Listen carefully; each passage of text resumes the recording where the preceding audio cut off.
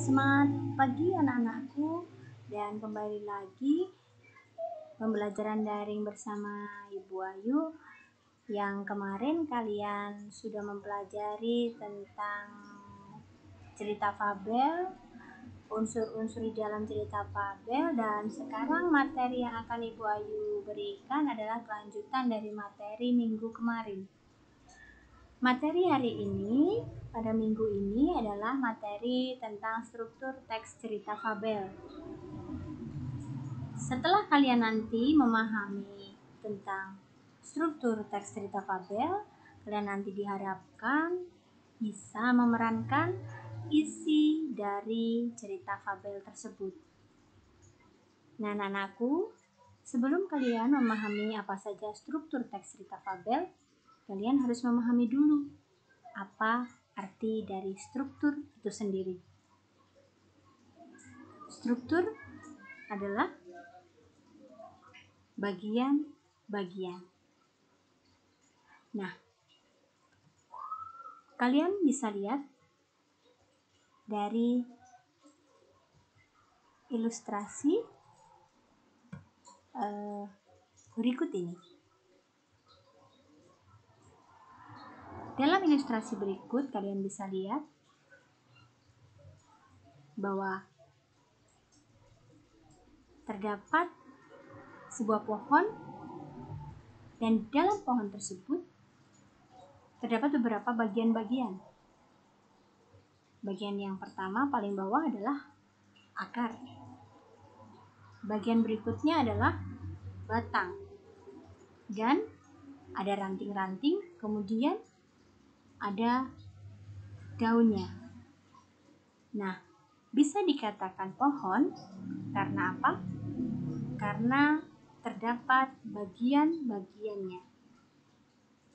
Di antaranya tadi yang sudah Ibu Ayu sebutkan, ada akar, ada batang, ada ranting, dan ada daun.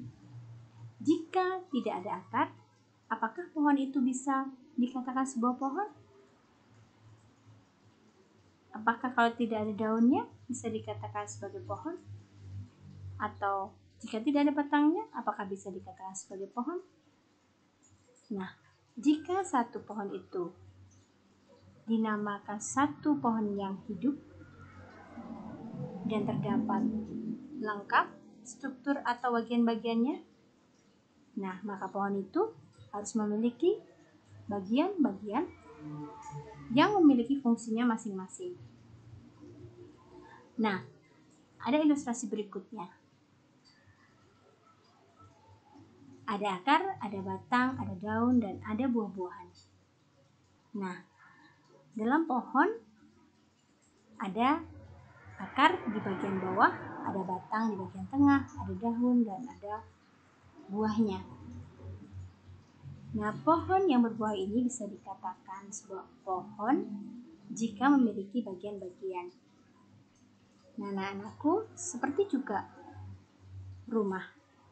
Rumah juga memiliki struktur atau bagian-bagian. Kenapa dikatakan sebagai rumah?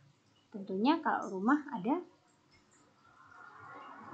lantainya, ada dindingnya, ada atapnya.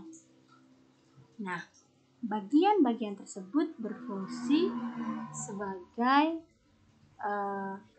bagian dari rumah. Dan jika tidak ada salah satunya, maka tidak akan bisa dikatakan rumah. Begitu juga nanti jika kita mempelajari satu teks, kalian juga harus mengetahui bagian-bagian dalam teks tersebut. Kenapa teks cerita fabel bisa dikatakan sebagai suatu teks cerita fabel? Karena dalam teks tersebut memiliki bagian-bagian atau struktur di dalamnya. Nah, anakku, berikutnya kita akan mempelajari tentang struktur teks cerita fabel. Apa saja struktur dalam teks cerita fabel tersebut? Yang pertama adalah orientasi. Bagian orientasi merupakan bagian awal cerita yang berfungsi sebagai pembuka cerita dan berisi pengenalan sebuah cerita. Bagian yang kedua dalam teks cerita fabel adalah bagian kompilasi. Bagian kompilasi merupakan bagian inti cerita yang berisi permasalahan yang terjadi dalam sebuah cerita. Berikutnya adalah bagian resolusi. Bagian resolusi yaitu bagian yang menggambarkan penyelesaian masalah. Dan bagian yang terakhir adalah bagian koda. Bagian koda merupakan bagian akhir sebuah cerita yang biasanya berisi sebuah kesimpulan. Nah, anakku, berarti dalam struktur teks cerita fabel terdapat 4 struktur atau bagian. Yang pertama yaitu bagian orientasi, yang bagian kedua yaitu kompilasi, bagian ketiga resolusi, dan bagian keempat koda. Struktur atau bagian teks cerita fabel ini tidak bisa ditulis atau tidak bisa digunakan atau diacak dan ditempatkan di tempat yang tidak sesuai urutannya. Jadi struktur atau bagian teks harus ditempatkan pada bagian-bagiannya. Bagian orientasi adalah bagian awal, bagian kompilasi adalah bagian inti cerita, bagian resolusi adalah bagian yang menggambarkan penyelesaian, dan bagian koda adalah bagian akhir cerita. Dan anakku, setelah kalian nanti memahami struktur teks cerita fabel ini, kalian silahkan membaca cerita yang Ibu Ayu sudah tuliskan di blog yang nanti kalian buka dan kalian baca ceritanya. Kemudian kalian nanti bisa menentukan struktur apa saja yang ada dalam teks cerita fabel tersebut. Tentukan bagian-bagian struktur teks cerita fabel tersebut. Nah, anakku, setelah kalian nanti bisa memahami dan menentukan struktur, berarti kalian sudah menguasai kompetensi yang harus kalian miliki, yaitu kalian bisa menelaah struktur dan kebahasaan teks. Selain kalian bisa menentukan struktur teks, kalian juga diharapkan bisa menentukan ciri-ciri tiap bagian dalam fabel tersebut. Tujuan atau manfaat yang dapat kalian peroleh di dalam mempelajari materi ini adalah kalian setelah membaca teks cerita fabel, kalian bisa mendata isi dan ciri isi cerita fabel tersebut, menelaah struktur teks cerita fabel tersebut, dan kalian memperoleh manfaat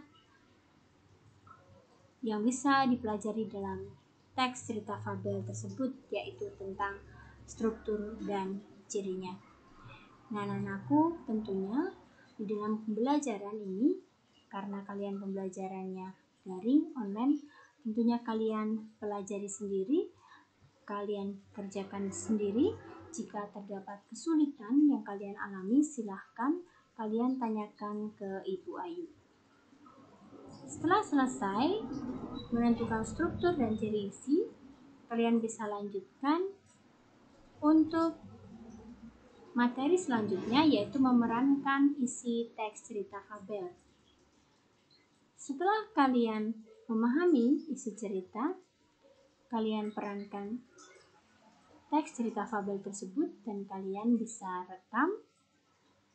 Boleh rekam dengan video ataupun rekam suara atau audio dan kirimkan ke upload ke link yang sudah Ibu Ayu bagikan di dalam blog.